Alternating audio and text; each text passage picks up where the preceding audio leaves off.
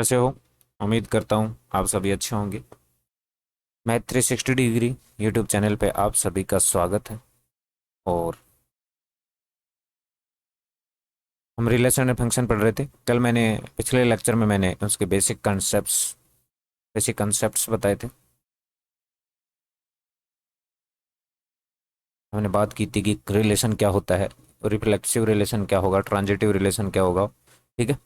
और symmetric relation कब होता है उसके बारे में हमने बात की थी। इम्पिटी रिलेशन वो क्या होगा, यूनिवर्सल रिलेशन किसे कहते हैं, इन सब के बारे में हमने बात की थी। और हमने कुछ एग्जांपल्स भी किए थे, ठीक है। तो आज हम आगे बढ़ते हैं, हम आते हैं पहले क्वेश्चन पे। देखो एक्सरसाइज का ये पहला क्वेश्चन है, एक्सरसाइज का पहले क्वेश्चन का पहला पार्ट। हमें सब में ये बताना है, हमें क्या चेक करना है कि वो रिफ्लेक्सिव है, सिमेट्रिक है या ट्रांजिटिव है।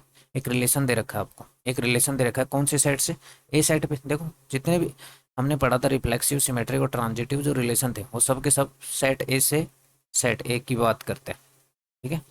सेट ए दे रखा है अपने को, और रिलेशन कैसा दे रखा है, एक रिलेशन दे रखा है कुछ ऐसा एक्स वाई, जहाँ एक्स और वाई में क्या रिलेशन है, वाई इक्वल टू 3x। देखो इस y को इधर ले जाऊंगा तो y इक्वल टू 3x ही बन जाएगा, ये y इक्वल टू 3x ही तो है। यानी मैं x की वैल्यू पुट करता रहूंगा तो y की वैल्यू आती रहेंगी, तो कुल मिला के ये रिलेशन कैसा ऐसा हो जाएगा। देखो x की वैल्यू भी सेट ए के बाहर की नहीं ले सकते, और y की वैल्यू भी जो होती है वो सेट ए के बाहर नहीं जाएगी। क्लियर है? क्योंकि r जो होता है वो a क्रॉस a का सबसेट होता है, और पहले a में जो वैल्यू आती है वो भी सेट ए से आएंगी, दूसरे वाले में भी सेट ए से। तो अगर x की जगह मैं 1 रखूंगा तो y कितना आ जाएगा बताओ, 3। x की जगह मैं 2 रखूंगा तो y कितना आ जाएगा, 6। x की जगह 3 रखूंगा तो y आ जाएगा 9। x की जगह 4 रखूंगा तो y आ जाएगा 12। x की जगह 5 रखूंगा तो y कितना आ जाएगा, 15। मुझे बताओ ये जो एलिमेंट है वो रिलेशन में होगा? बिल्कुल नहीं होगा, क्योंकि 15 जो होता है वो सेट ए में तो है ही नहीं। सेट ए का लास्ट एलिमेंट क्या है, 14। तो ये वाला जो होता है वो रिलेशन में नहीं होगा। तो ये अपने पास एक रिलेशन बन गया। अब सबसे पहला हमें चेक करना है रिफ्लेक्सिव। मुझे बात बताओ, रिफ्लेक्सिव का मतलब सेट ए के हर एक एलिमेंट का खुद के साथ रिलेशन। क्या यहाँ वन का वन के साथ रिलेशन है? वन का वन के साथ रिलेशन है? नहीं है। टू का टू के साथ भी नहीं है, थ्री का थ्री के भी साथ भी नहीं है, किसी का भी खुद के साथ रिलेशन नहीं है, तो ये रिफ्लेक्सिव नहीं होगा। तो आप वहां पे क्या लिखोगे, one one does not belongs to R, this implies R is not reflexive.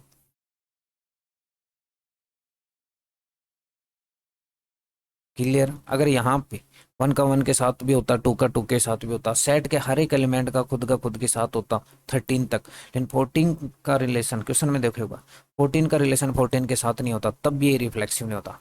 Reflexive की कंडीशन हर के लिए सेटिस्फाई होगी तब जाके वो रिफ्लेक्सिव होगा। ऐसा ही सिमेट्रिक के साथ होगा। अब बात करते हैं सिमेट्रिक की। सिमेट्रिक में हम क्या पढ़ते थे, अगर ए का रिलेशन बी के साथ है तो हम क्या चेक करेंगे, बी का रिलेशन भी ए के साथ होना चाहिए। तो यहाँ इसके फर्स्ट वाले की बात करते हैं, यहाँ इसके आप फर्स्ट वाले की बात करो। देखो वन का रिलेशन किसके साथ है, थ्री के साथ, तो थ्री का रिलेशन किसके साथ होना चाहिए, वन। तो कहीं भी आपको 3 1 नजर आ रहा है? नहीं आ रहा, इसका मतलब ये सिमेट्रिक नहीं है। तो आप क्या लिखोगे, 1 3 belongs to R, but 3 1 does not belongs to R. इसका मतलब होता है, बिलोंग करके काट दोगे तो उसका मतलब होता है does not belongs to, this implies R is not symmetric. ठीक है, ये शॉर्टकट में लिख दिया मैंने। क्लियर? अब बात करते हैं ट्रांजिटिव की। ठीक है, ट्रांजिटिव में हम क्या चेक करते हैं, ए का रिलेशन बी के साथ है और बी का रिलेशन सी के साथ है, तो हम चेक करते हैं कि ए का रिलेशन भी सी के साथ होना चाहिए, सेम चीज। और अगर हमें सिर्फ ये बता रखा है कि ए का रिलेशन बी के साथ है लेकिन बी का रिलेशन किसके साथ, इस बारे में जानकारी नहीं है, तो हम उसे ट्रांजिटिव मान लेते हैं। तो पहले वाले से चेक करो, देखो पहले वाले से चेक करते हैं। देखो वन का रिलेशन किसके साथ है, थ्री के साथ। वन का रिलेशन 1 3 बिलोंग्स टू आर।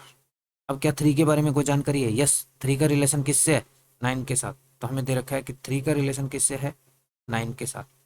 तो ये दोनों कंडीशन सेटिस्फाई होने के बाद हम एक का रिलेशन किसके साथ चेक करते हैं, सी के साथ। तो देखो एक वन का रिलेशन किसके साथ है, थ्री के साथ, और थ्री का रिलेशन किसके साथ है, 9 के साथ। तो हमें चेक क्या करना है कि वन का रिलेशन भी किसके साथ होना चाहिए, 9 के साथ। अगर वन का रिलेशन 9 के साथ है तो आगे बढ़ेंगे।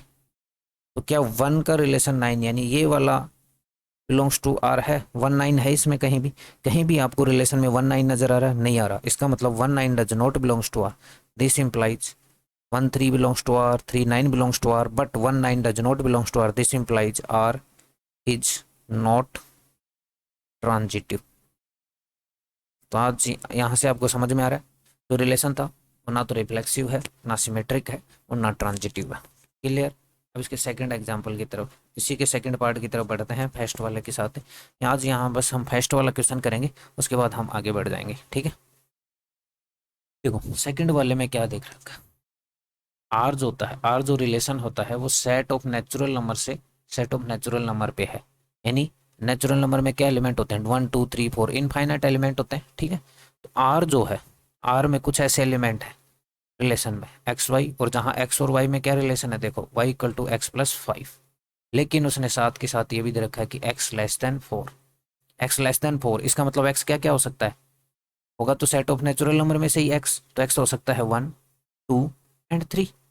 इसके अलावा कुछ हो ही नहीं सकता, क्योंकि 4 से लेस देन 4 से लेस देन नेचुरल नंबर कौन कौन से होते हैं? 1 2 3।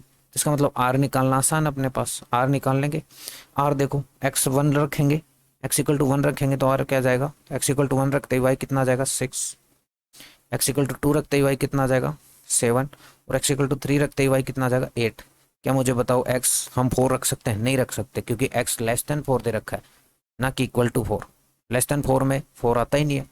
तो ये अपने पास एक रिलेशन है। सेम बात, सबसे पहले हम बात करेंगे रिफ्लेक्सिव की। रिफ्लेक्सिव के लिए सेट का हर एक एलिमेंट खुद से रिलेट होना चाहिए। और मुझे बताओ, सेट ऑफ नेचुरल नंबर में कितने एलिमेंट होते हैं? 1 होता है। क्या इस रिलेशन में कहीं भी, क्या इस रिलेशन में कहीं भी आपको 1 का रिलेशन 1 के साथ दिख रहा है? क्या 2 का रिलेशन 2 के साथ दिख रहा है? नहीं दिख रहा, तो बात खत्म हो गई। तो हम क्या लिखेंगे? 1 1 does not belongs to R. This implies R is not reflexive. बात खत्म हो गई, यहीं खत्म हो गई, इससे आगे बढ़ना ही नहीं अपने को। ठीक है, 1 का 1 के साथ रिलेशन होता, तब हम 2 का 2 के साथ चेक करते। कोई भी एक ऐसा मिल जाएगा जो खुद का खुद के साथ रिलेशन नहीं है, तो वो रिफ्लेक्सिव नहीं होगा। अब बात करते हैं सिमेट्रिक के। अब बात करते हैं हम सिमेट्रिक की। सिमेट्रिक में हम क्या करते हैं? ए का रिलेशन बी के साथ है, तो बी का रिलेशन भी ए के साथ होना चाहिए। और ये सब सिमेट्रिक और ट्रांजिटिव सिर्फ और सिर्फ रिलेशन के अंदर चेक करते हैं, सेट के हर एलिमेंट के लिए नहीं। रिलेशन में जो दे रखा है, तो रिलेशन में आपको देखो क्या दे रखा है। 1 का रिलेशन किसके साथ है? 6 के साथ। तो 6 का रिलेशन भी किसके साथ होना चाहिए? 1।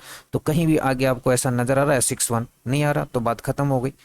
1 6 belongs to R, but 6 1 does not belongs to R. This implies R is not symmetric.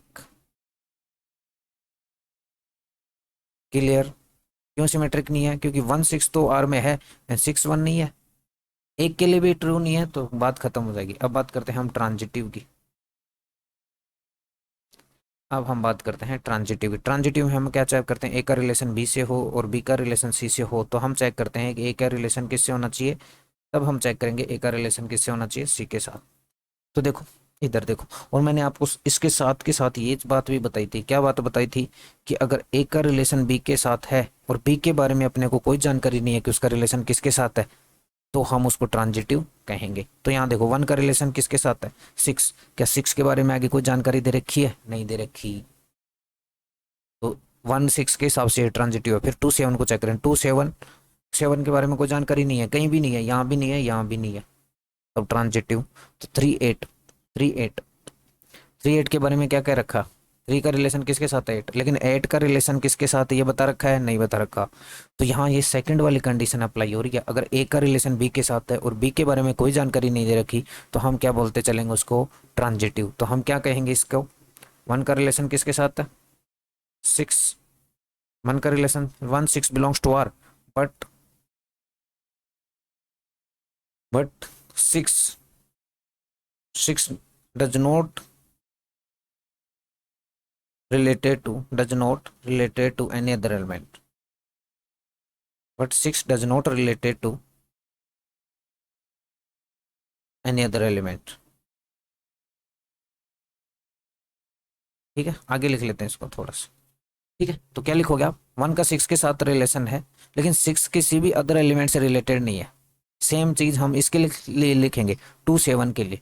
2 7 के लिए भी क्या लिखोगे, 2 7 belongs to R, 2 7 belongs to R, but 7 does not belongs to any other element of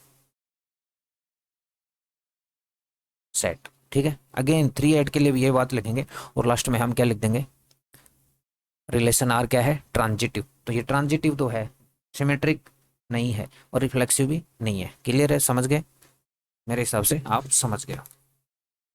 अब बात करते हैं इसके थर्ड एग्जाम्पल की। थर्ड एग्जाम्पल की बात करते हैं। देखो उसमें रिलेशन में क्या बोला है, एक्स और वाई एक दूसरे से रिलेटेड है। जब Y is divisible by X, यानी वाई को एक्स क्या करता है, डिवाइड करता है। यानी वाई को एक्स क्या करता है, डिवाइड करता है। वाई को एक्स डिवाइड करने पर के यहाँ कोई इंटीजर आ रहेगा। ठीक है, क्लियर है, वाई को एक्स क्या करता है, डिवाइड करता है। तो ऐसे ऐसे एलिमेंट उस रिलेशन में होंगे। तो सीधी सी बात आपको पता है, देखो अगर y1 लूंगा, सोच के देखो, y1 लूंगा तो 1 को कौन कौन डिवाइड कर सकता है, 1 ही डिवाइड कर सकता है, और कोई डिवाइड ही नहीं कर सकता। अगर मैं y2 लेता हूँ तो 2 को कौन कौन डिवाइड कर सकता है, 1 कर सकता है, और 2 डिवाइड कर सकता है। क्लियर। अगर मैं y3 लेता हूँ, सोच के देखो, अगर मैं y3 लेता हूँ तो y3 लेता हूँ तो y को कौन कौन डिवाइड कर सकता है, 1 एंड 3 खुद। अगर मैं y4 लेता हूँ, उसको कौन कौन डिवाइड कर सकता है, 1 भी डिवाइड कर सकता है, 4 को 2 भी डिवाइड कर सकता है। y को x डिवाइड कर रहा है, तो सेकंड वाला जो एलिमेंट है उसको पहला वाला एलिमेंट डिवाइड करना चाहिए, सीधी सी बात है। y को डिवाइड कौन कर रहा है, x, यानी सेकंड वाला जो एलिमेंट है, सेकंड वाला जो एलिमेंट है, ये सेकंड वाला जो एलिमेंट होगा रिलेशन में, उसको कौन सा डिवाइड करना चाहिए, पहले वाला।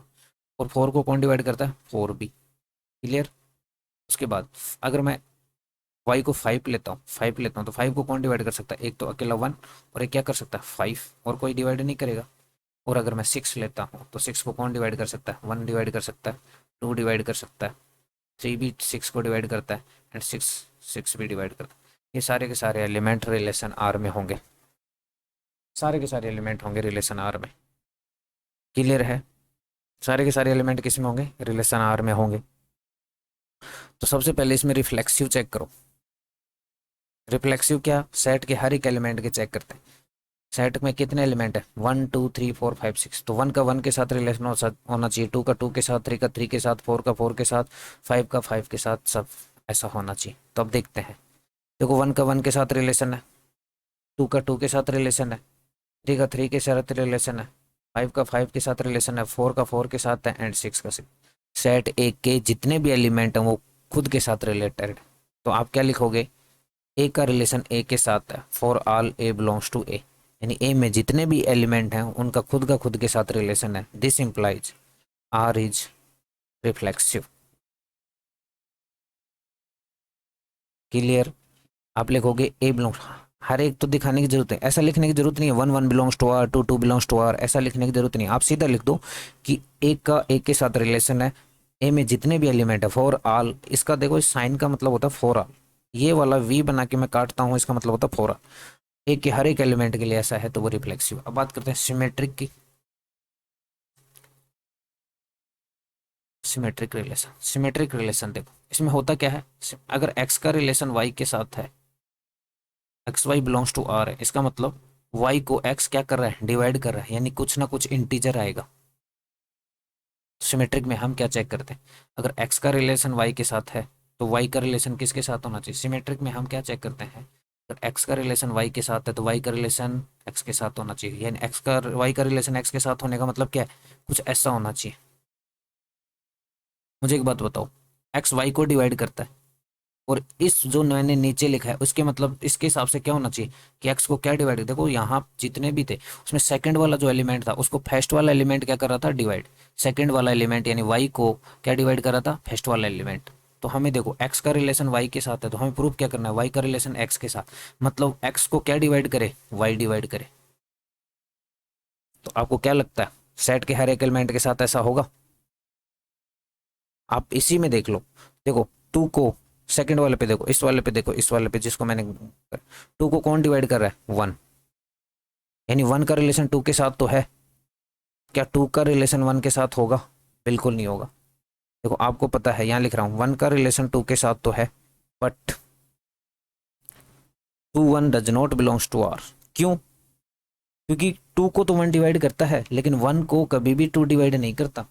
टू को तो वन डिवाइड करता है। देखो, वन का रिलेशन टू के साथ तो हो सकता है, क्योंकि सेकंड वाले एलिमेंट को फर्स्ट वाला डिवाइड कर देता है। लेकिन क्या टू जो होता है फर्स्ट एलिमेंट, वो सेकंड एलिमेंट वन को डिवाइड कर पाएगा? कभी नहीं कर पाएगा। 0.5 आएगा।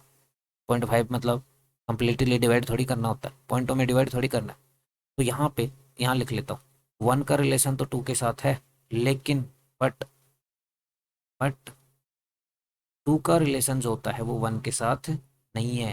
क्योंकि वन तो टू को डिवाइड कर लेता है, लेकिन टू वन को डिवाइड नहीं करता। तो हमारे पास ए का रिलेशन बी के साथ हो, ए का रिलेशन बी के साथ हो और बी का रिलेशन ए के साथ ना हो, तो वो सिमेट्रिक नहीं होता। तो आप क्या लिखोगे? ए बिलोंग्स टू आर। बट ऐसा लिखने की भी जरूरत नहीं है, बस एक एग्जांपल देना है। वन का रिलेशन बी के साथ है, बी का रिलेशन ए के साथ नहीं है। This implies R is not symmetric. Clear हो गए? मेरे हिसाब से समझ गए होंगे। नहीं समझे तो वीडियो को थोड़ा सा पॉज कर लो, और पॉज करने के बाद आप कर सकते हो। क्लियर है? अब इसी एग्जाम्पल को हम थोड़ा सा आगे करते हैं।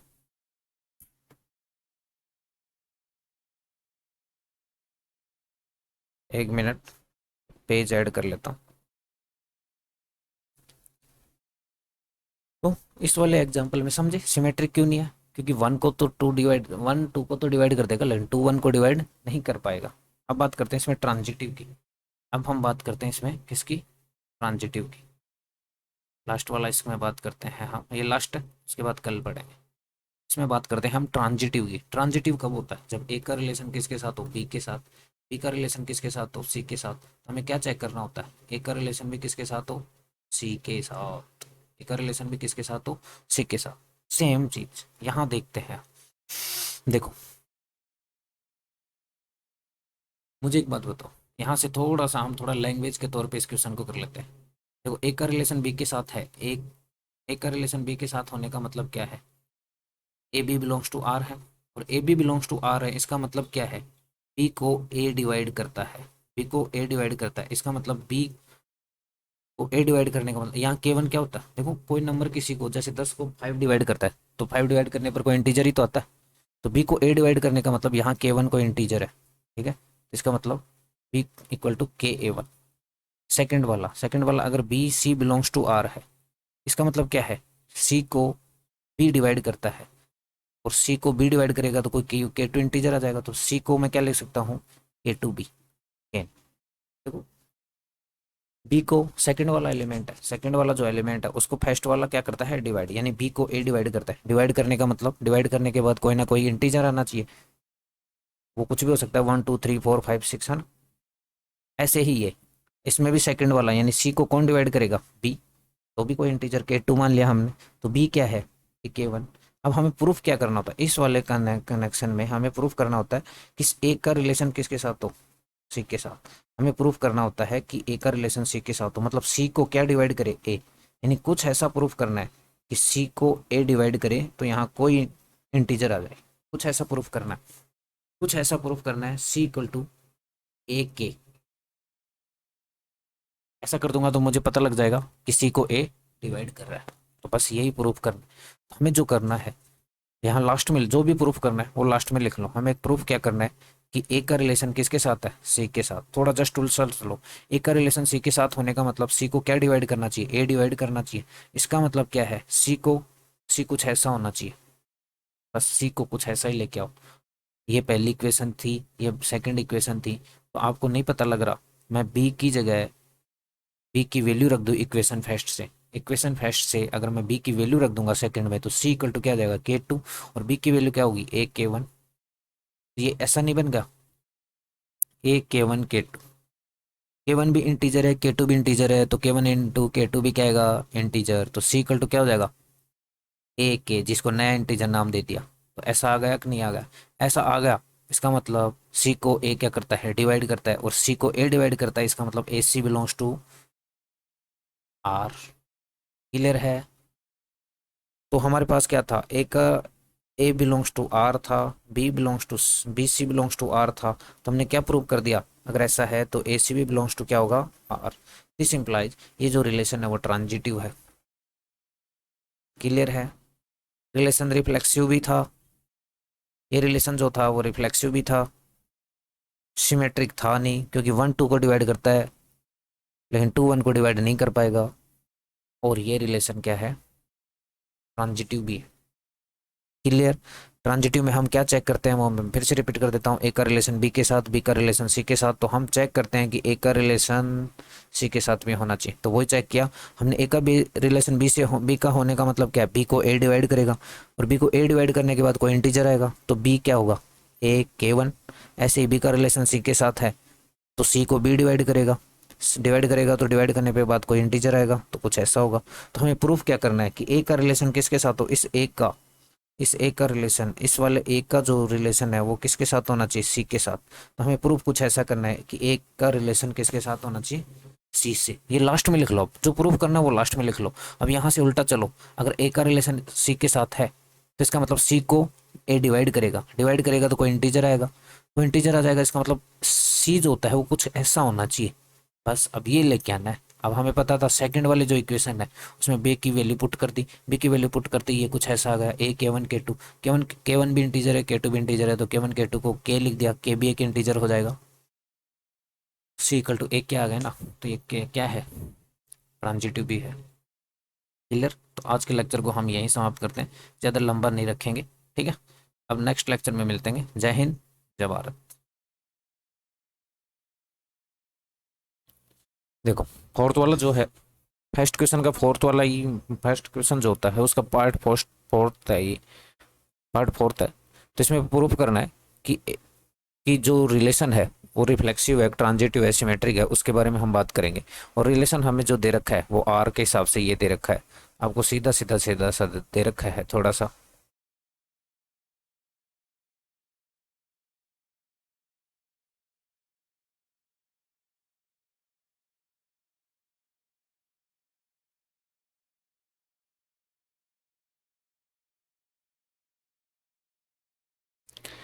ठीक है, तो हम बात करते हैं, थोड़ा सा मैं एक बार इसको इरेज कर लेता हूँ जो एक्स्ट्रा हो गया है।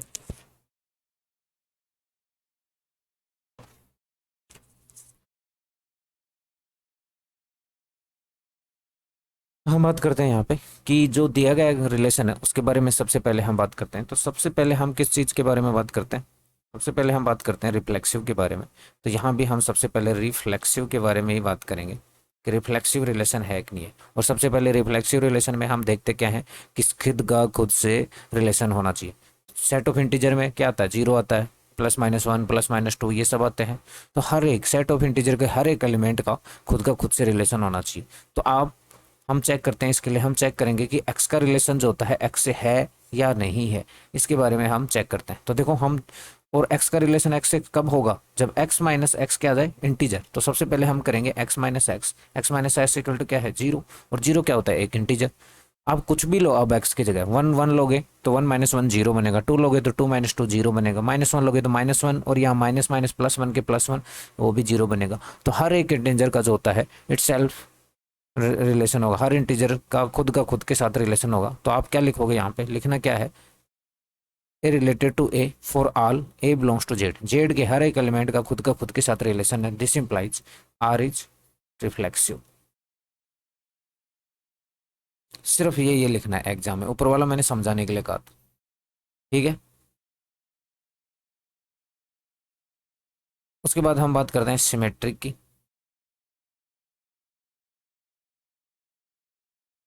थोड़ा ज़्यादा होगा, ठीक है। उसके बाद हम बात करते हैं सिमेट्रिक की। सिमेट्रिक रिलेशन में हम क्या देखते हैं, अगर ए का रिलेशन बी से है, दिस इंप्लाइज हम देखते हैं कि बी का रिलेशन ए के साथ होना चाहिए, ठीक है। तो देखो, ए का रिलेशन बी से है, ये रिलेशन में होना चाहिए। अगर ए का रिलेशन बी से है तो हमें चेक करना है फिर बी का रिलेशन भी ए से।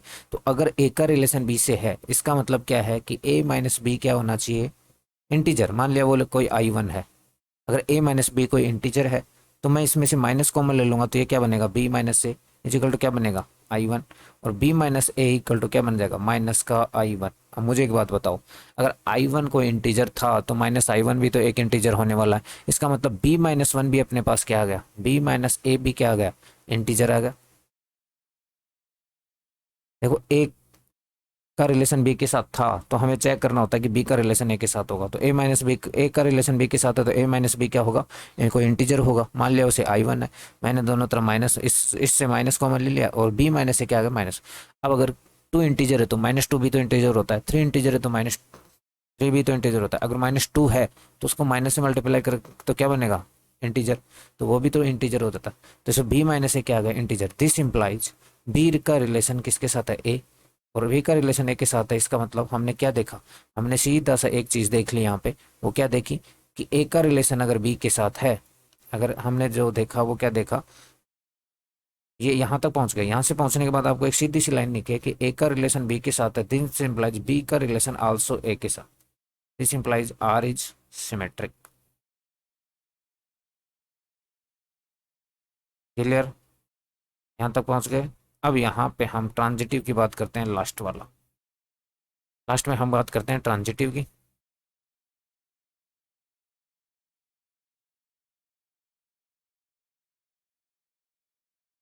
ठीक है, ट्रांजिटिव की बात करते हैं। ट्रांजिटिव में क्या होता है, हम चेक करते हैं ए का रिलेशन बी के साथ हो एंड बी का रिलेशन सी के साथ हो, तो हमें चेक करना होता है कि ए का रिलेशन भी फिर सी के साथ। ये दोनों कंडीशन होने के बाद तीसरी कंडीशन चेक करेंगे कि ए का रिलेशन भी किसके साथ हो, सी के साथ। पहली वाली कंडीशन अगर है ए का रिलेशन बी के साथ है, इसका मतलब ए माइनस बी कोई इंटीजर होगा, I1 मान लिया। अगर बी का रिलेशन सी के साथ है, इसका मतलब बी माइनस बी कोई इंटीजर होगा, हमने मान लिया I2। हमें प्रूफ क्या करना है कि ए का रिलेशन किसके साथ हो, हमें प्रूफ ये करना है ना कि ए सी बिलोंग्स टू आर हो। ए सी बिलोंग्स टू आर कब होगा, जस्ट लास्ट में लिख लो, जो भी प्रूफ करना है वो लास्ट में लिख लो। ये कब होगा, जब ए माइनस बी अपने पास कोई इंटीजर आ जाए, तो बस यही प्रूफ करना है। अभी इसको इक्वेशन में फर्स्ट बोलूँ, इसको मैं इक्वेशन सेकंड बोलूँ, दोनों को आप ऐड कर दो, दोनों को ऐड करते ही आपके पास क्या आ गया, ए माइनस सी क्या आ गया, I1 प्लस I2।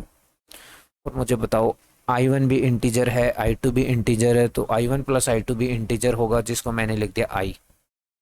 अगर टू इंटीजर है, थ्री भी इंटीजर है, तो टू प्लस थ्री क्या आता है, फाइव, तो फाइव भी तो एक इंटीजर ही होता है।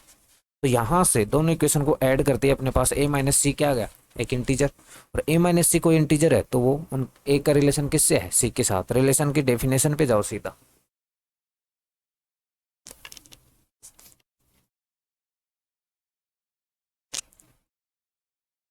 रिलेशन की डेफिनेशन पे चलते हैं हम सीधा। देखो अगर एक्स और वाई कर, एक्स वाई जो है वो बिलोंग्स टू आर होंगे, जब एक्स माइनस वन क्या हो, एक्स माइनस वाई क्या हो, एक इंटीजर सेम, तो ए और ए माइनस सी क्या आ गया, इंटीजर आ गया। तो इसका मतलब A C belongs to R है। दिस इंप्लाइज, आप क्या लिख दोगे, इसका यहाँ करके यहाँ क्या लिख दोगे आप, आर इज ट्रांजिटिव। ठीक है, ये चीज लिखनी है। तो क्लियर है मेरे हिसाब से, मेरे हिसाब से आपको क्लियर हो गया होगा। अगर क्लियर नहीं हुआ तो इसे को थोड़ा पीछे करके फिर से रिपीट करते हैं। अब बात करते हैं क्वेश्चन नंबर, क्वेश्चन नंबर 5 जो है, पहले पहला क्वेश्चन के 5 वाले पार्ट की बात करते हैं। उसमें थोड़ा इसको वर्बली करने की कोशिश करते हैं, है ना, प्रूफ करने के बजाय, लैंग्वेज लिखने के बजाय हम इसको वर्बली करते हैं। तो पहला पार्ट जो है, पहला पार्ट है उसको रिफ्लेक्सिव प्रूफ करना होता है, रिफ्लेक्सिव। तो मुझे बताओ रिफ्लेक्सिव का मतलब हमें क्या करना होता है, एक का रिलेशन ऐसे। तो मुझे बताओ एक का मतलब, जैसे मान लो कि मैं एग्जांपल के थ्रू समझाता हूँ। पहले वाले में X Y belongs to R है, कब है, जब एक्स एंड वाई दोनों एक ही जगह काम करते हैं, वर्क एट सेम पैलेस। पहला और सेकंड पार्ट, मैं पहला वाला पढ़ देता हूँ, सेकंड वाला आप ट्राई करना, क्योंकि सेम बात है। ऐसे ही मैं डी बता दूंगा, ई आपको ट्राई करना है, ओके, और सी तो मैं बता ही दूंगा। तो रिफ्लेक्सिव की बात करते हैं, यानी खुद का खुद से रिलेशन। मुझे एक बात बताओ, जैसे कि मान लो कि मैं हूँ, ठीक है, मैं कहीं हूँ, मैं जहाँ काम कर रहा हूँ, जैसे मान लो मैं दिल्ली में काम कर रहा हूँ, तो मेरा रिलेशन मेरे साथ ही चेक करना है। तो मैं पहले वाला, अगर मैं पहले वाला एक्स का रिलेशन एक्स के साथ चेक करना है, अगर ऐसा है तो रिफ्लेक्सिव है। तो अगर पहले वाला एक्स डी दिल्ली काम करता है, तो दूसरे वाला भी तो एक्स ही है, वही तो है, वो भी तो दिल्ली काम करेगा, तो दोनों सेम ही जगह काम करेंगे। तो हर बार इसमें ऐसा होगा कि एक्स का रिलेशन एक्स के साथ होगा, for all X belongs to set A. Set A के हर एक एलिमेंट का खुद के खुद साथ रिलेशन होगा। इसका मतलब आर क्या होगा, आर इज रिफ्लेक्सिव। भाई अगर ये वाला जो एक्स है, अगर भाई आप देखो इसमें, अगर ये वाला एक्स दिल्ली में काम करता है तो दूसरा वाला भी तो वही तो एक्स है, कोई दूसरा एक्स थोड़ी आगा। पहले वाला अगर सुबह में है तो दूसरा वाला भी तो सुबह, खुद के साथ ही रिलेशन चेक करते हैं। तो पहला एक्स अगर दिल्ली में काम करता है तो दूसरे भी तो वहीं काम करता है, तो खुद का साथ रिलेशन हमेशा होगा। दूसरा बात करते हैं हम सिमेट्रिक के साथ। ठीक है। सिमेट्रिक में हम क्या करते हैं, अगर एक का रिलेशन बी के साथ है तो हम चेक करते हैं बी का रिलेशन भी ए के साथ होना चाहिए। अब एक का रिलेशन बी के साथ है तो मुझे एक बात बताओ, एक का रिलेशन बी के साथ है, ए का रिलेशन बी के साथ है, इसका मतलब क्या है, ए और बी सेम जगह काम करते हैं। This implies A and B work at same place.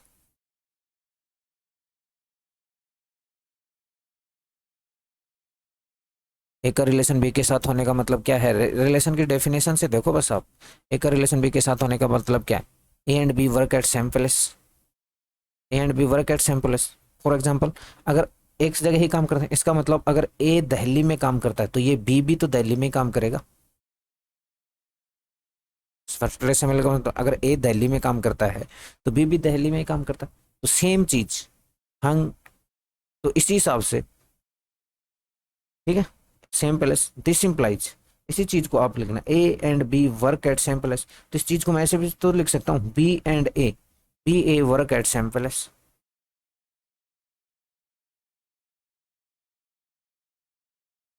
भाई ए बी जहां काम करते हैं, A and B work at same place, तो इसको पहले लिख दिया बी और A work at same place, और बी और A work at same place, इसका मतलब क्या है, बी का रिलेशन किसके साथ होगा, ए के साथ। और बी का रिलेशन ए के साथ होते ही रिलेशन क्या होगा, दिस इंप्लाइज, आप क्या लिखोगे, this implies R is symmetric. ठीक है। हम क्या लेके चले थे, ए का रिलेशन बी के साथ है, ए का रिलेशन बी के साथ का मतलब क्या हुआ, A and B work at same place. अगर ए दिल्ली में काम करता है तो बी भी दिल्ली में काम करता है, तो इसी चीज को मैं ऐसे भी तो लिख सकता हूँ B and A work at same place. ठीक है। और B and A work at same place, इसका मतलब क्या है, बी का रिलेशन देखो, जहाँ इस डेफिनेशन के हिसाब से देखो, X and Y work at same place, तो पहले वाले का दूसरे के साथ रिलेशन था एक्स वाई, ऐसे ही अगर बी ए हो जाएगा तो बी ए हो जाएगा यहाँ पे। अब बात करते हैं ट्रांजिटिव। ठीक है। ट्रांजिटिव में हम क्या होता है, ए का रिलेशन बी के साथ है और बी का रिलेशन सी के साथ है, तो हम चेक करते हैं कि ए का रिलेशन भी सी के साथ होना चाहिए। ठीक है। पहली बात, वर्बली में मैं बोल देता हूँ थोड़ा सा सेम, ए का रिलेशन बी के साथ है, इसका मतलब क्या है, B and A work at same place. ये वाली डेफिनेशन पे जाओ एक बार। ठीक है। अगर ए का रिलेशन बी के साथ है, इसका मतलब क्या है, A and B work at same place. ठीक है। ए का रिलेशन अगर बी के साथ है, ए का रिलेशन बी के साथ है, इसका मतलब क्या है, A and B work at same place. इसका मतलब क्या है, अगर ए दिल्ली में काम करता है तो बी भी कहाँ काम करता है, दिल्ली में ही काम करता है। ए अगर दिल्ली में काम करता है तो बी भी कहाँ काम करता है, दिल्ली में ही काम करता है। और से आगे बढ़ जाते हैं अपन, है ना। ठीक है। तो वो क्या था, ट्रांजिटिव की बात कर रहे थे। इसका मतलब क्या है, हम चेक करते हैं ए का रिलेशन बी के साथ है, बी का रिलेशन सी के साथ है, अगर ये दोनों कंडीशन है तो हम चेक करते हैं कि ए का रिलेशन किसके साथ होना चाहिए, सी के साथ। ओके। ऐसा चेक करते हैं। तो ए का रिलेशन बी के साथ होने का मतलब क्या है, A and B work at same place, ये मतलब वो। ठीक है। पहले वाले से ही आ गया, बी का रिलेशन सी के साथ है, उसका मतलब क्या हुआ, B and C work at same place, B and C work at same place. ठीक है। सेम प्लेस का मतलब अगर ए दिल्ली में काम करता है तो बी भी कहाँ काम करता है, दिल्ली में। अब बी देखो, यहाँ से अपने को पता चल गया बी कहाँ काम कर रहा है, दिल्ली में, तो ये वाला बी भी तो दिल्ली काम करता है। तो बी दिल्ली में काम करता है और बी एंड सी एक ही जगह काम करते हैं, तो उसमें सी भी कहाँ काम करता है, दिल्ली में। अब इन दोनों से आपको नजर नहीं आ रहा कि ए, इन दोनों से आपको ये नजर आ रहा है ना, ए और सी भी जो होता है सेम जगह काम करते हैं, ए भी दिल्ली में काम करता है और सी भी दिल्ली में काम करता है। This implies A and C also work at same place. ठीक है। This implies A related to C. Last में क्या लाइन लिख देंगे, अगर ए का रिलेशन में सो ए रिलेटेड टू बी, बी का रिलेशन सी से है, दिस इंप्लाइज ए का रिलेशन सी से है, this implies R is reflexive, sorry R is transitive. Clear, समझ में आ गया भाई। जहां ए काम कर रहा था वहीं तो डी, अगर ए दिल्ली में काम करता है, बी भी दिल्ली में काम करता है, और बी दिल्ली में काम करता है, तो सी को भी दिल्ली में काम करना पड़ेगा, तभी तो बी का रिलेशन सी के साथ होगा। तो इन दोनों से अपने को पता चल गया कि ए और C also work at same palace. Clear. Same question है अपना ये सेकंड पार्ट, सेम क्वेश्चन है अपना ये सेकंड वाला पार्ट जो आपको ट्राई करना है। यहाँ देखो वर्क करने की बात हो रही थी, यहाँ लिव की बात हो रही है कि एक सेम जगह रहते हैं, सेम क्वेश्चन है। अब हम चलते हैं थर्ड वाले पे। थर्ड वाला क्वेश्चन एक बार देख लो, सी वाला, X is exactly 7 centimetre taller than Y. तो थर्ड वाले की बात करेंगे हम, सी की बात करते हैं।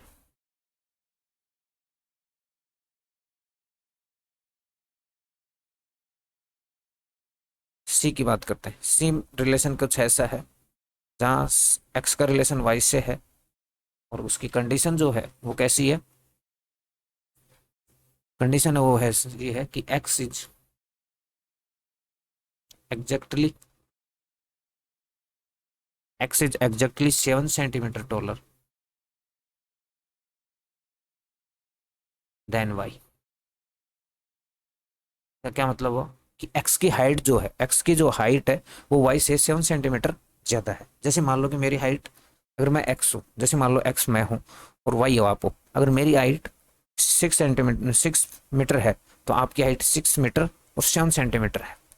एक्स की हाइट जो होती है, सॉरी सॉरी सॉरी मैं उल्टा बोल गया, अगर मैं एक्स हूँ और आप वाई हो, तो अगर मेरी हाइट जो होती है, आपकी हाइट अगर 6 सेंटीमीटर 6 मीटर है, तो मैं 6 मीटर तो ज़्यादा होगा, 6 फीट है। अगर आपकी हाइट 6 फीट है, तो मेरी हाइट जो होता है 6 फीट और 7 सेंटीमीटर है। मेरी हाइट जो होती है, एक्स की जो हाइट है वो वाई से 7 सेंटीमीटर है, एक्स जो है वो वाई से 7 सेंटीमीटर लंबा है। इसका मतलब ये है कि एक्स की हाइट और वाई की हाइट में 7 सेंटीमीटर का फर्क है कुल मिला के। यानी एक्स की हाइट और वाई की हाइट में 7 सेंटीमीटर का फर्क है। एक्स जो होता है वो वाई से 7 सेंटीमीटर लंबा है, टॉलर है। तो सबसे पहले हम बात करते हैं रिफ्लेक्सिव की। रिफ्लेक्सिव में हम चेक करते हैं खुद का खुद के साथ रिलेशन। तो मुझे एक बात बताओ, कभी भी इंसान की खुद की हाइट खुद से 7 सेंटीमीटर ज्यादा हो सकती है क्या? जैसे मान लो मेरी हाइट अगर 6 मीटर है, सॉरी 6 फीट है, तो क्या मेरी ही हाइट सिक्स 6 फीट 7 सेंटीमीटर हो जाएगी? नहीं। तो क्या आपको लगता है, क्या लगता है आपको, खुद का रिलेशन खुद से होगा कभी भी? कभी भी नहीं होगा। ठीक है, तो हम यहाँ पे क्या लिखेंगे, H X minus H X equal to zero. दोनों की हाइट का डिफरेंस क्या होगा? Zero. This implies X does not relate to X. कभी भी इसमें ऐसा नहीं होगा, किसी का भी रिलेशन किसी के साथ नहीं होगा। फॉर ऑल एक्स, हर एक्स के लिए ऐसा नहीं होगा। ठीक है, H X for all X belongs to A, कोई भी कभी भी नहीं हो सकता। तो एक इंसान की हाइट खुद से 7 सेंटीमीटर ज्यादा कैसे हो सकती है? This implies R is not reflexive.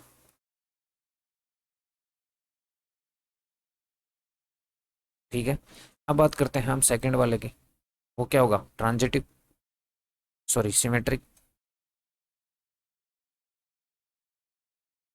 Symmetric में हम क्या चेक करते हैं, अगर ए का रिलेशन बी के साथ है तो हम चेक करते हैं बी का रिलेशन भी ए के साथ होना चाहिए। यही चेक करते हैं ना बाबू, बस यही चेक करना है। अगर ए का रिलेशन बी के साथ है, यहाँ पे एक्स और वाई है, तो आप एक्स वाई भी ले सकते हो, ए बी भी ले सकते हो, कोई फर्क नहीं पड़ता। अगर आप इसको ऐसा लिखना चाहते हो कि एक्स का रिलेशन वाई के साथ है, तो हम चेक करते हैं कि वाई का रिलेशन भी एक्स के साथ होना चाहिए। तो सबसे पहली बात, अगर एक्स का रिलेशन वाई के साथ है, इसका मतलब एक्स की हाइट वाई से कितनी सेंटीमीटर है?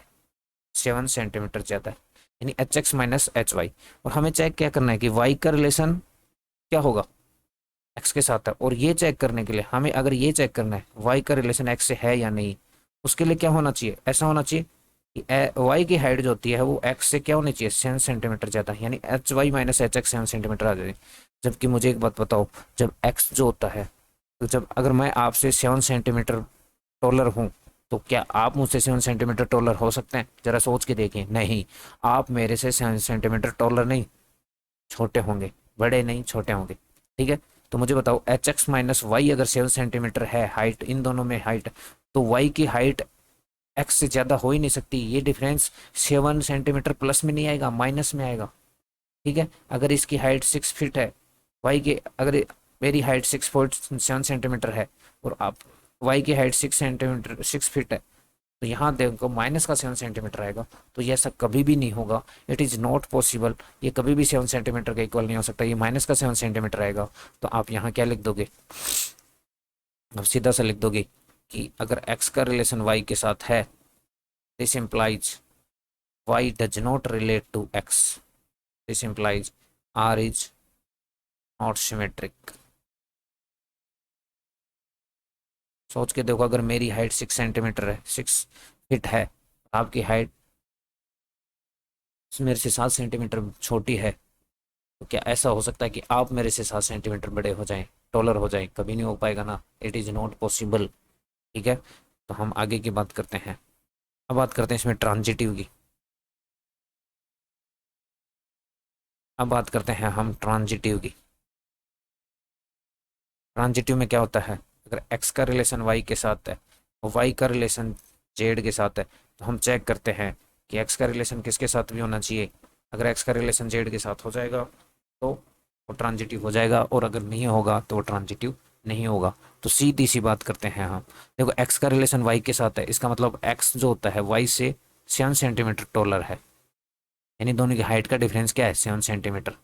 वाई का रिलेशन जेड से है, इसका मतलब H Y minus S Z क्या है, 7 सेंटीमीटर। हमें चाहिए क्या, हमें क्या चाहिए, देखो रिलेशन ये चेक करना है।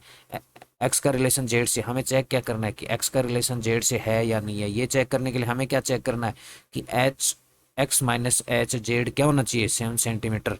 ये आता है तो हम रिलेटेड होंगे, नहीं आता तो नहीं होंगे। तो देखो, इक्वेशन नंबर फर्स्ट ये है, इक्वेशन नंबर सेकंड ये है, दोनों को ऐड कर दो। दोनों को ऐड करते ये एच वाई से कट जाएगा, तो अपने पास आएगा H X minus H Z equal to 14 centimetre. हमें चाहिए क्या था, 7 सेंटीमीटर, आया क्या है 14 सेंटीमीटर। देखो, तीन जने हैं, तीन तीन की बात करते, मैं हूँ, आप हो और आपका दोस्त। मेरे से 7 सेंटीमीटर आप छोटे हो, और आपसे 7 सेंटीमीटर आपका दोस्त छोटा है। तो मैं और आपके दोस्त में हाइट का डिफरेंस 14 सेंटीमीटर ही तो आएगा। क्लियर है ना? एक बार थोड़ा सा सोच के देखो आप। ठीक है, अगर मेरी हाइट अगर 177 सेंटीमीटर है, आपकी हाइट मेरे से 7 सेंटीमीटर कम है, मतलब कितनी है आपकी हाइट, 170 सेंटीमीटर। अगर मेरी हाइट देखो, अगर मेरी हाइट अगर मैं मान लेता हूँ मेरी कम सेल्फ एस, यानी मेरी हाइट अगर 177 सेंटीमीटर है आपकी, ठीक है, आपकी हाइट आपको मान लिया मैंने ए, और आपके दोस्त को मान लिया मैंने एफ। अगर मेरी हाइट 177 सेंटीमीटर है, आपकी हाइट मेरे से 7 सेंटीमीटर छोटी है, तो आपकी हाइट कितनी हुई, 170 सेंटीमीटर, और आपके दोस्त की हाइट कितनी हुई, 163 सेंटीमीटर। तो क्या कभी भी मेरा रिलेशन एफ के आपके फ्रेंड के साथ हो सकता है? कभी नहीं हो सकता, क्योंकि आपके फ्रेंड में और मेरी हाइट में 14 सेंटीमीटर का डिफरेंस है। जबकि आपका और मेरा रिलेशन है, मेरा आपके साथ रिलेशन है 177, दोनों का डिफरेंस 7 सेंटीमीटर है। आपका आपके फ्रेंड के साथ भी है, क्योंकि आपके और आपके फ्रेंड की हाइट में डिफरेंस कितना है, 7 सेंटीमीटर का। लेकिन मेरे और आपके फ्रेंड में कितनी हाइट का डिफरेंस है, 14 सेंटीमीटर का। तो एक्स का रिलेशन वाई के साथ हो सकता है और वाई का रिलेशन जेड के साथ है, तो कभी भी ऐसा नहीं हो सकता। तो आप क्या लिखोगे, एक्स का रिलेशन वाई के साथ है एंड वाई का रिलेशन जेड के साथ है, दिस इम्प्लाइज एक्स का रिलेशन कभी भी जेड के साथ नहीं हो सकता। So R is transitive, R is not transitive. Clear? Same चीज, सेम पिंच। ठीक है, तो आर इज नॉट ट्रांजिटिव।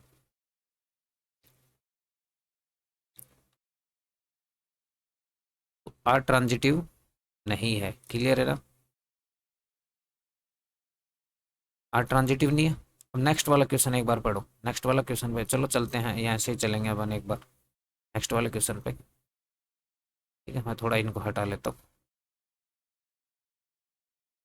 अगर आपको थोड़ा स्लोप लग रहा है तो आप इसको 1.25 की स्पीड पे देख सकते हो, 1.5 की स्पीड पे देख सकते हो, कोई दिक्कत नहीं है। ठीक है, देखो नेक्स्ट वाला क्वेश्चन, ये सी वाला, इसका पार्ट सी था। अब पार्ट डी पे कवर करते हैं। टी और ई में से एक पार्ट बताऊंगा। ई बता देता हूँ, डी आप कर लेना, दोनों सेम चीज़ है, ऐसा नहीं है कि मैं छुड़वा रहा हूँ तो कुछ एक्स्ट्रा है इसमें। ई वाला मैं बता देता हूँ, ई वाला बात करते हैं, और आप ई वाला वैसे ही करना है ना। ई वाले की बात करते हैं। देखो हमारे पास जो ई रिलेशन है, हमारे पास जो ई है, ई वाला जो क्वेश्चन है, 5 का ई का जो है रिलेशन आर है, और एक्स का रिलेशन वाई के साथ है। कब है? जब X is father of Y, X is father of Y. Clear है? X is father of Y, X is father of Y, अगर ऐसा है तो हम बात करते हैं आगे की। देखो सबसे पहले खुद खुद का खुद के इस रिलेशन चेक करते हैं। सबसे पहले हम क्या चेक करते हैं? रिफ्लेक्सिव। मुझे एक बात बताओ, खुद ही इंसान खुद का बाप हो सकता है क्या? कहने को तो तुम कुछ भी कह सकते हो, लेकिन रियलिटी में ऐसा नहीं होता ना। तो कभी भी इसमें ऐसा नहीं होगा कि एक्स का रिलेशन एक्स के साथ और all X belongs to A, this implies R is not reflexive. कभी भी इंसान खुद का बाप होता है क्या? कोई इंसान खुद का ही बाप होता है क्या? नहीं होता। ठीक है, कहने को आप कह देते हो, दोस्तों को भी कह देते हो मैं तेरा बाप हूँ, वो नहीं चल, वो नहीं कर रहे, रियलिटी की बात चल रही है ना। अब बात करते हैं हम सिमेट्रिक की। ठीक है, अब बात करते हैं हम सिमेट्रिक रिलेशन की। सिमेट्रिक रिलेशन में क्या होता है?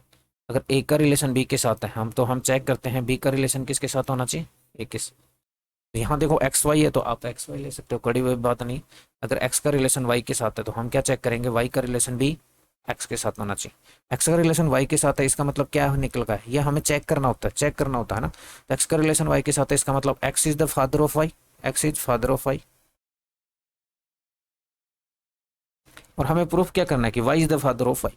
जब एक्स वाई का बाप एक्स है, वाई का बाप एक्स है, तो क्या मुझे एक बात बताओ, वाई एक्स का बाप बन जाएगा क्या? बेटा का भी बाप बन सकता है? वाई तो एक्स का, तो एक्स का, X is the father of Y, तो वाई जो होता है वो सन है ना। वाई तो बेटा हुआ एक्स का। क्या उल्टा वाला हो सकता है? कभी भी वाई, कभी बेटा अपने बाप का बाप बन सकता है? बाप का बाप थोड़ी बन जाएगा, वो तो दादा हुआ ना। इसका मतलब आप क्या लिखोगे यहाँ पे? आप ऐसा लिखोगे, अगर एक्स का रिलेशन वाई से है, इट डज नॉट इम्प्लाई कि वाई का रिलेशन एक्स से हो, ऐसा नहीं होता। This implies R is symmetric, not symmetric. Symmetric भी वो कभी नहीं होगा। क्लियर है? अब इसी के लिए ट्रांजिटिव की बात कर लेते हैं। ट्रांजिटिव में क्या लिखते हैं हम? ट्रांजिटिव में सीधा सा क्या लिखते हैं यार, हर बार थिकनेस चेंज कर। ट्रांजिटिव, ट्रांजिटिव की बात करते हैं। ट्रांजिटिव हम क्या बोलते हैं? एक्स का रिलेशन वाई के साथ है एंड वाई का रिलेशन जेड के साथ है, तो हमें क्या चेक करना होता है? अगर ये दोनों कंडीशन है तो एक्स का रिलेशन किसके साथ होना चाहिए? जेड के साथ। तो देखो पहली वाली बात, एक्स का रिलेशन वाई के साथ होने का मतलब क्या होता है? कि X is father of Y, और वाई का रिलेशन जेड के साथ होने का मतलब क्या है? Y is father of Z. हमें प्रूफ क्या करना है? हमें प्रूफ करना है कि एक्स का रिलेशन जेड से हो, इसका मतलब क्या हो? X is father of Z. हमें प्रूव करना है कि एक्स जो होता है जेड का भी फादर है। तो मुझे एक बात बताओ, हाँ ये एक्स है, ये वाई है, ये जेड है, ठीक है। वाई का फादर कौन है? एक्स, ठीक है। और वाई किसका फादर है? जेड का। जेड का फादर कौन है? वाई। देखो जेड का फादर वाई और वाई का फादर एक्स, तो एक्स जेड का क्या हुआ? एक्स जेड का क्या हुआ? दादा हुआ ना, ग्रांड फादर हुआ, ग्रांड फादर हुआ। एक्स जेड का क्या हुआ? Grand father. तो क्या एक्स जेड का बाप थोड़ी हो सकता है, वो तो ग्रांड फादर है। तो ये कभी पॉसिबल है क्या? ये कभी भी पॉसिबल नहीं है। तो आप क्या लिखोगे? अगर एक्स का रिलेशन वाई के साथ है और वाई का रिलेशन जेड के साथ है, this is does not imply कि एक्स का रिलेशन जेड के साथ हो। This implies R is not transitive. इसका मतलब क्या है? आर ट्रांजिटिव नहीं है। ये है सेम क्वेश्चन, ऐसा ही अपने को करना है।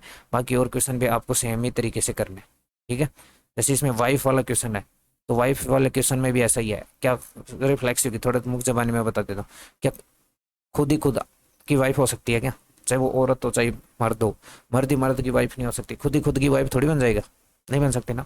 सेकंड सिमेट्रिक में अगर एक्स की वाइफ वाई है, अगर एक्स की लुगाई वाई है, अगर एक्स की लुगाई वाई है तो एक्स क्या हुआ, एक्स तो मेल हुआ, उसकी लुगाई उसकी वाइफ क्या है वाई, तो वो क्या हुई फीमेल। तो मुझे एक बात बताओ, क्या वाई की वाइफ एक्स हो सकती है क्या? वाई तो भाई मेल है, आजकल होने लगा है ऐसा, फीमेल फीमेल ही वाइफ हो जाती है ना, आपस में फीमेल फीमेल शादी कर लेते हैं, वो अलग बात, वो तो रेयर केस है। तो रेयर केस को हम इग्नोर करके चलते हैं, हम नॉर्मली बात करते हैं। ठीक है, क्या एक्स तो मेल हुआ, एक्स की वाइफ क्या है वाई, तो हमें प्रूफ करना है कि वाई की वाइफ एक्स है। भाई वाई की वाइफ एक्स कैसे हो सकती है, वाई तो एक्स तो मेल है, मेल कैसे वाइफ बनेगा। सेम चीज इसमें ट्रांजिटिव में करेंगे। अब हम आगे बढ़ते हैं, अब हम आते हैं क्वेश्चन नंबर 2 पे। ठीक है, क्वेश्चन नंबर 2 पे आते हैं।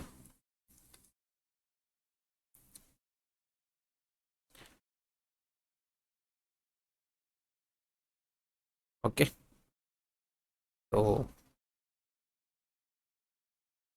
क्वेश्चन नंबर 2 के बात करते हैं। तो क्वेश्चन नंबर 2, 1 मिनट, बस 1 मिनट, कल से मैं पहले से एडजस्ट करके रखूँगा। क्वेश्चन नंबर 2 को अच्छे से पढ़ो, क्वेश्चन नंबर 2 को पढ़ना है। क्वेश्चन नंबर 2 में आपको बताना है अच्छे से पढ़ के आपको क्या बताना है, so that the relation is, relation R जो होता है वो आर से आर पे है, आर है यहाँ रियल नंबर की बात करें, ये वाला आर जो होता है रिलेशन को रिप्रेजेंट कर रहा है, बाकी आर जो होते हैं सेट ऑफ रियल नंबर। अच्छे से एक बार क्वेश्चन पढ़ो, क्वेश्चन दे रखा है R equal to A B,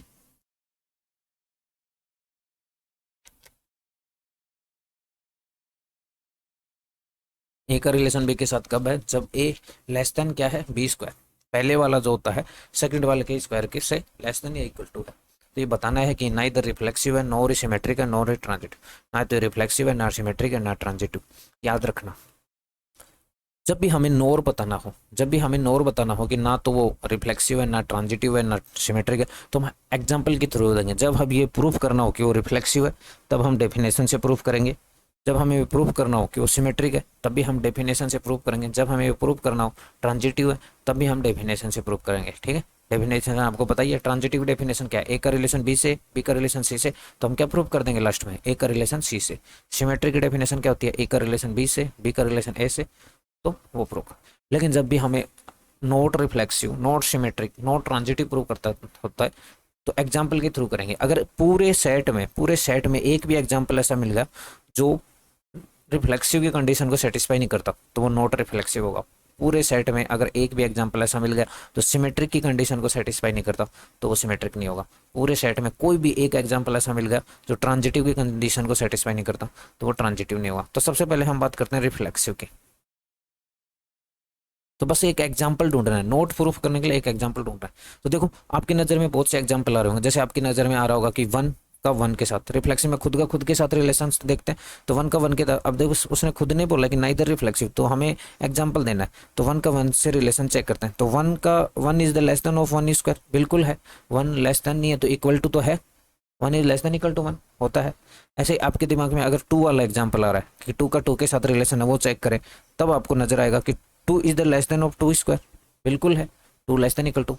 तो ये वाले एग्जाम्पल आप क्या आ रहे हैं, तो वो गलत आ रहे हैं। आप ऐसे एग्जाम्पल जो लो जो वन से छोटे हों और जीरो से वन के बीच में हो, जीरो से वन के, अगर आपको पता है अगर ए जीरो से वन के बीच में होता है, तो ए स्क्वायर जो होता है वो बड़ा होता है ए से, सॉरी ए स्क्वायर जो होता है, ये गलत लिख दिया, अगर ए जीरो से बीच ए के बीच में होता है तो ए स्क्वायर जो होता है वो छोटा होता है ए से, और अगर ए बड़ा होता है वन से, तो वहाँ ए स्क्वायर बड़ा होता है ए से।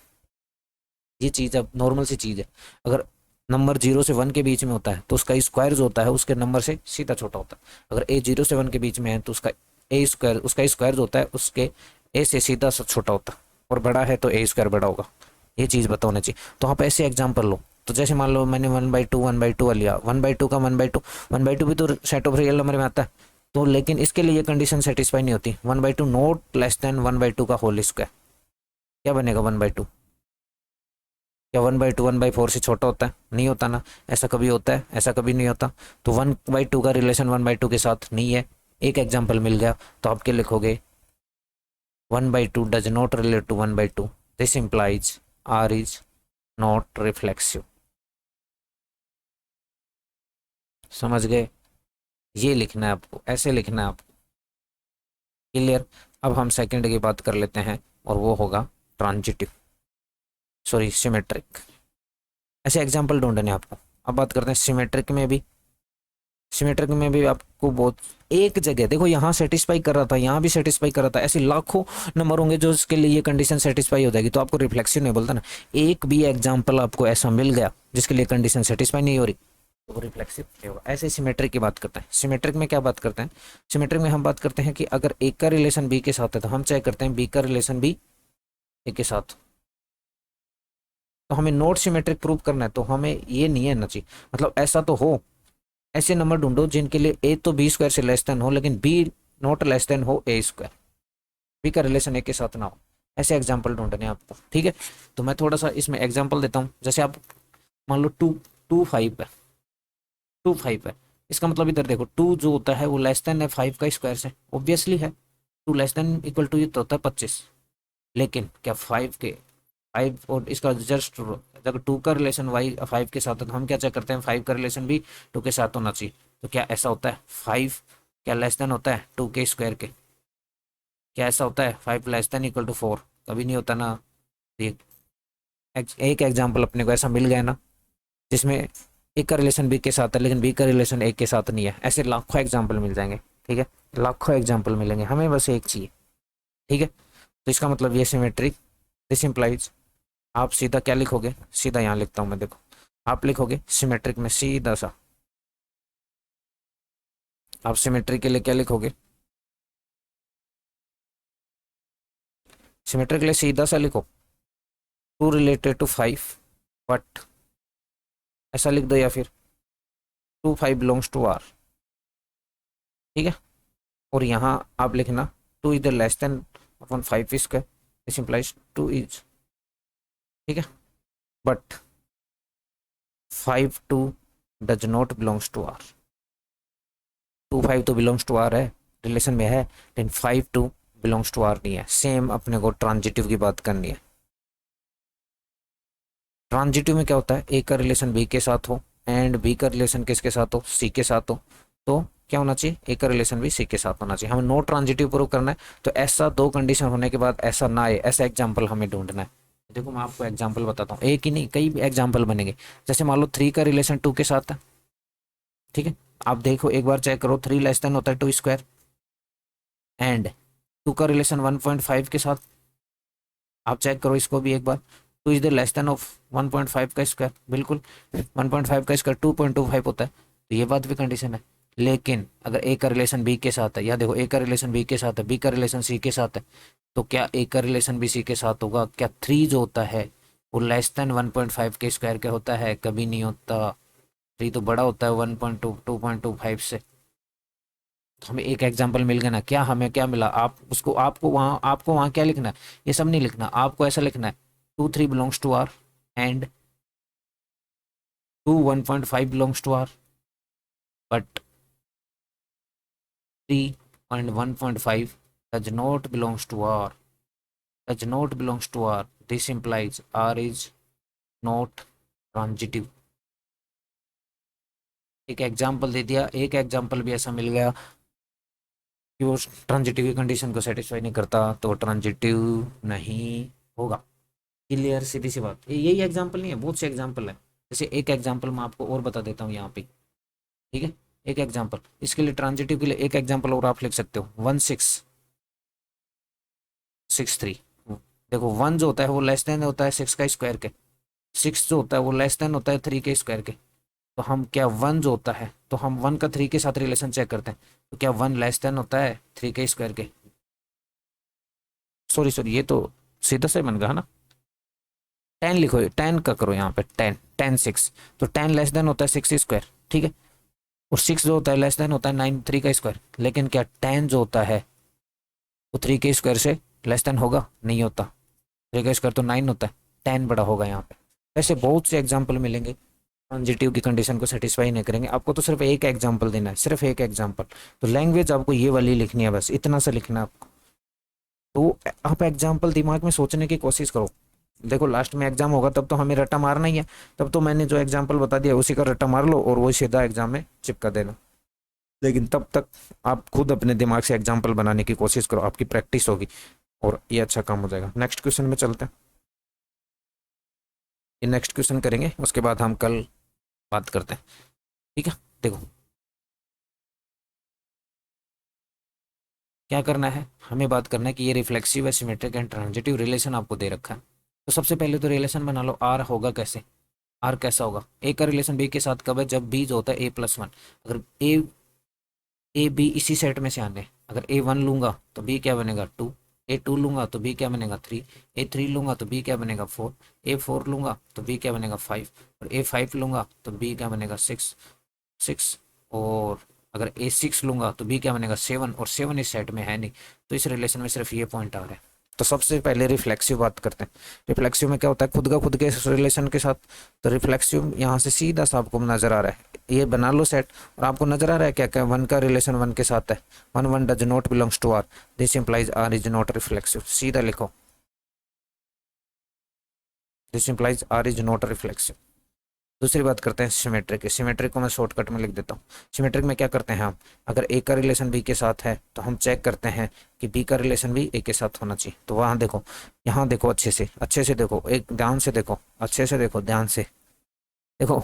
वन का रिलेशन टू के साथ है तो हम क्या चेक करेंगे, टू का रिलेशन भी वन के साथ होना चाहिए। कहीं भी आपको 2 1 नजर आ रहा है, नहीं आ रहा, तो बस एग्जाम्पल दो सीधा, 1 2 belongs to R but 2 1 does not belongs to R, this implies R is not symmetric.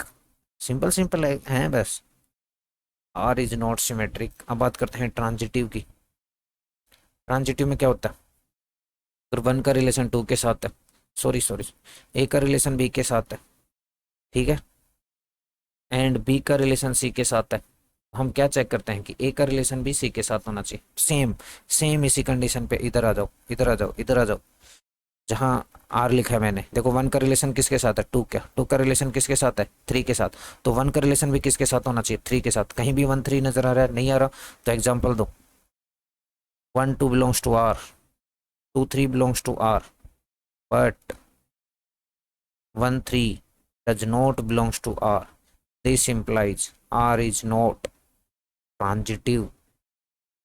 बस इतना सा सिंपल सा काम है, काम खत्म। नेक्स्ट एग्जाम्पल पे बढ़ते हैं।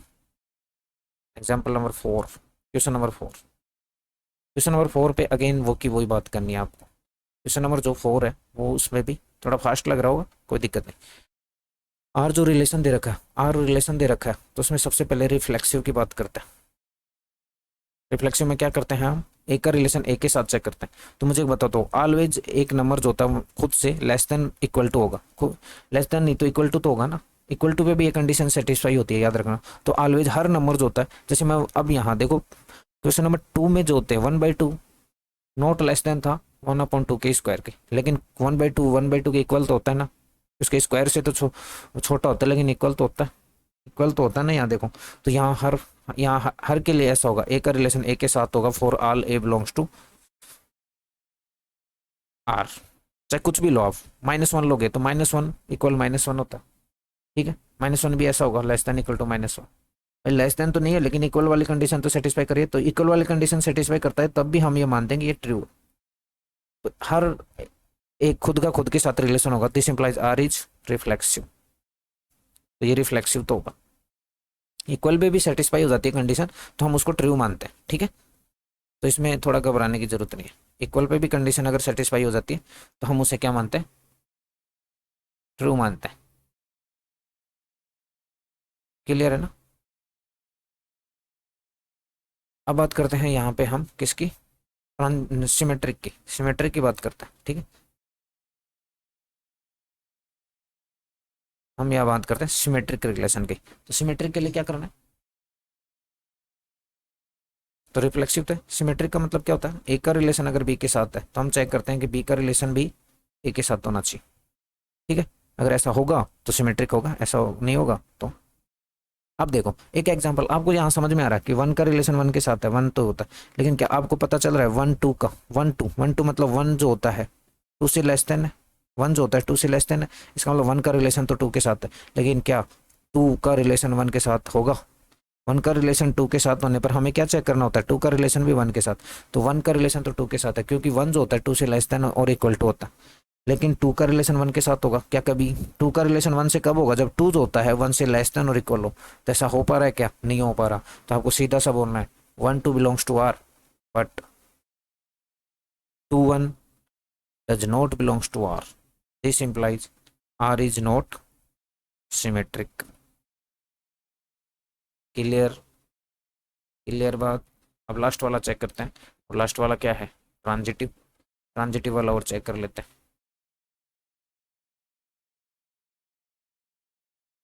ट्रांजिटिव चेक करते हैं। ट्रांजिटिव में हम क्या चेक करते हैं? ए का रिलेशन बी से है एंड बी का रिलेशन सी से है, तो हमें क्या चेक करना होता है? ए का रिलेशन सी से।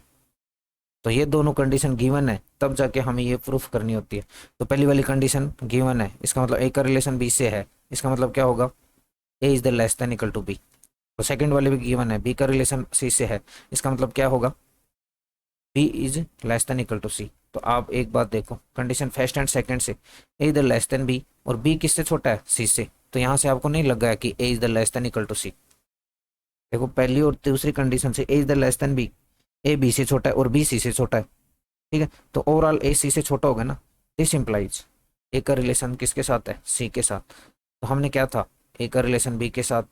तो ये वाली कंडीशन जो थी हमने जो मानी थी, फर्स्ट वाली दो कंडीशन गिवन है, तो थर्ड कंडीशन आ गई ना। थर्ड कंडीशन आ गई तो आर क्या होगा? R is transitive. Condition satisfy होगी, बात खत्म। अब बात करते हैं क्वेश्चन नंबर 5 की। क्वेश्चन नंबर 5 को भी एक बार अच्छे से पढ़।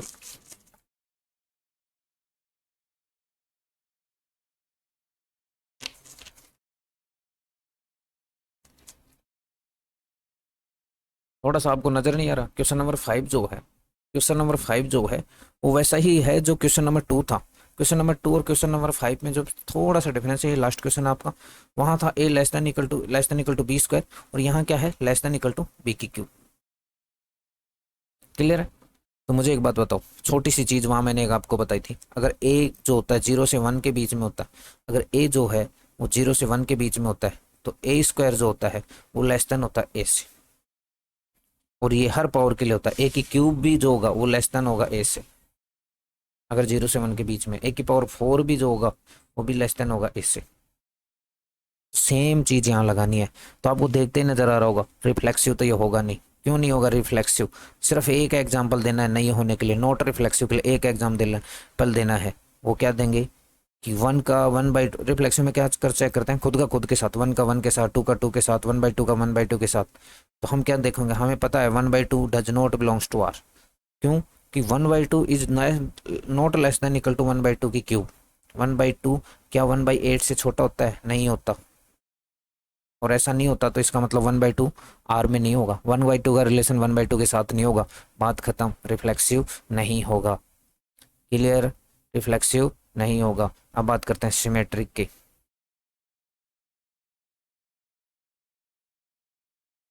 सिमेट्रिक की चेक करते हैं। ठीक है, सिमेट्रिक में क्या चेक करना होता है? सिमेट्रिक में तो वही चेक करते हैं। सिमेट्रिक में क्या होता है? अगर ए का रिलेशन बी के साथ है, ये गिवन होता है, तो हमें ये प्रूफ करना होता है कि बी का रिलेशन ए के साथ हो जाए। ठीक है, सेम चीज हम बात करते हैं। देखो इसको भी हमें उसी एग्जाम्पल के थ्रू है ना, वो एग्जाम्पल में आपको पता चला कि वो नॉट रिफ्लेक्सिव था, ये वाला A less than equal to B square वाला, तो ये भी रिफ्लेक्सिव नहीं होगा, सिमेट्रिक भी नहीं है और ये ट्रांजिटिव भी नहीं है। ठीक है, तो बस एग्जाम्पल देना है। और एग्जाम्पल कैसे देना है? जैसे मान लो कि 2 और 9 का मैंने एग्जाम्पल लिया, टू इधर लेस देन, टू जो होता है देखो ए बी की क्यूब के लेस देन होना चाहिए, तो टू जो होता है 9 की क्यूब से छोटा ही तो होता है।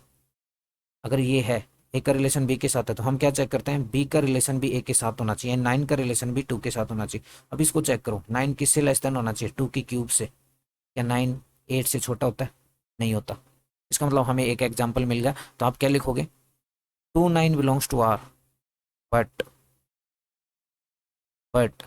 9 2 does not belongs to R. This implies R is not symmetric.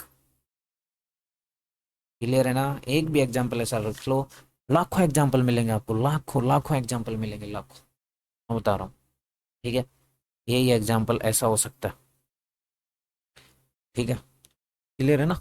लाखों एग्जाम्पल आपको ऐसे मिलेंगे जो इस कंडीशन को सेटिस्फाई, और भी एग्जाम्पल हो सकते हैं, बहुत से एग्जाम्पल ऐसे हो सकते हैं। ठीक है, अब लास्ट वाले की बात, इसकी बात करते हैं ट्रांजिटिव की। तो ट्रांजिटिव में क्या होता है? ट्रांजिटिव में हम क्या चेक करते हैं? ए का रिलेशन बी के साथ, बी का रिलेशन सी के साथ, ये तो गिवन होता है। और हमें क्या प्रूफ करना होता है ट्रांजिटिव में? देखो, ट्रांजिटिव में हमें क्या करना होता है? ट्रांजिटिव में हमें क्या करना होता है? लास्ट है, ट्रांजिटिव में हमें क्या करना होता है? ए का रिलेशन बी के साथ और बी का रिलेशन सी के साथ, ये दोनों गिवन होते हैं, ये दोनों तो होने चाहिए गिवन। ये गिवन है तो हमें प्रूफ करना होता है कि ए का रिलेशन भी सी के साथ। अगर ऐसा प्रूफ होगा तो ट्रांजिटिव है, नहीं हुआ तो ट्रांजिटिव नहीं है। तो सेम चीज यहाँ पे भी एक एग्जांपल मैं बताता हूँ, मुझे पता है ये ट्रांजिटिव नहीं है। 2 7 एंड 2 1.5। ठीक है,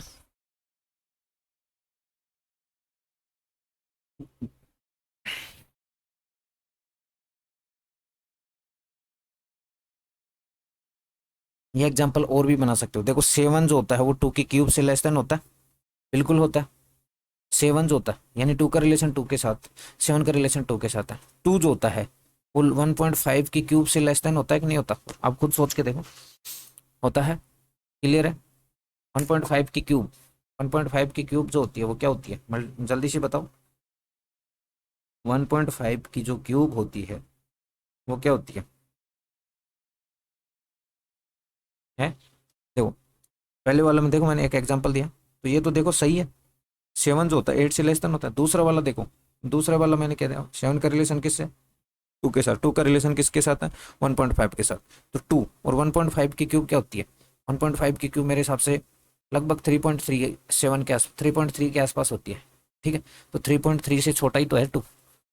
अगर आपके पास ऐसा है, ऐसा गिवन है, ए का रिलेशन बी के साथ, बी का रिलेशन सी के साथ, तो आपको क्या प्रूफ करना होता है कि बी ए का रिलेशन किसके साथ होना चाहिए? सी के साथ। यानी आपको प्रूफ करना है कि ए का रिलेशन भी सी के साथ होना चाहिए। और ऐसा नहीं होगा, एक भी एग्जाम्पल आपने ऐसा दे दिया तो वो ट्रांजिटिव नहीं होगा। तो क्या मुझे बताओ, 7 जो होता है, 7 का रिलेशन 1.5 के साथ होगा? नहीं होगा, क्योंकि 7 not less than equal to 1.5 की क्यूब। 1.5 की क्यूब क्या होती है? 3.37। या 7 जो होता है वो 3.37 से छोटा होता है? नहीं होता। तो आपको एक एग्जाम्पल मिल गया, 1.72 बिलोंग्स टू आर एंड 2 × 1.5, ये एंड है भाई, है ना, बिलोंग्स टू आर। बट 7 का रिलेशन फिर 1 के साथ नहीं है, 1.5। But 7 × 1.5 does not belongs to R. This implies R is not transitive. R is not transitive. R is not transitive. Clear है? तो ये रिलेशन जो था, ना तो ट्रांजिटिव है, ना रिफ्लेक्सिव है, ना सिमेट्रिक, सेम है, सेम वैसा सही है ना। बस एग्जांपल थोड़े से चेंज हो गए, क्योंकि वहाँ क्वेश्चन नंबर 2 में हमारे पास ए लेस देन बी स्क्वायर था, तो यहाँ ए लेस देन बी की क्यूब है। तो ठीक है, ये हमने क्वेश्चन नंबर 5 तक कर लिया। अब हम कल आगे बढ़ेंगे। कल हम क्वेश्चन नंबर 6 से शुरू करेंगे। मेरे हिसाब से कल वाला लास्ट लेक्चर होगा, जिसमें लगभग सारे एग्जाम्पल हो जाएंगे, कुछ ज़्यादा लंबे चौड़े नहीं है। ये 2 लेक्चर में और हो जाएगा। ठीक है, वन शॉट वाले तो हम बाद में करेंगे, है ना? क्लियर है ना? इससे ज़्यादा हम बड़े एग्जाम्पल करेंगे नहीं। ठीक है, तो आज के लेक्चर को यहीं समाप्त करते हैं। जय हिंद, जय भारत। और मैं 360 डिग्री के साथ जुड़े रहें और अपना प्यार बनाए रखें।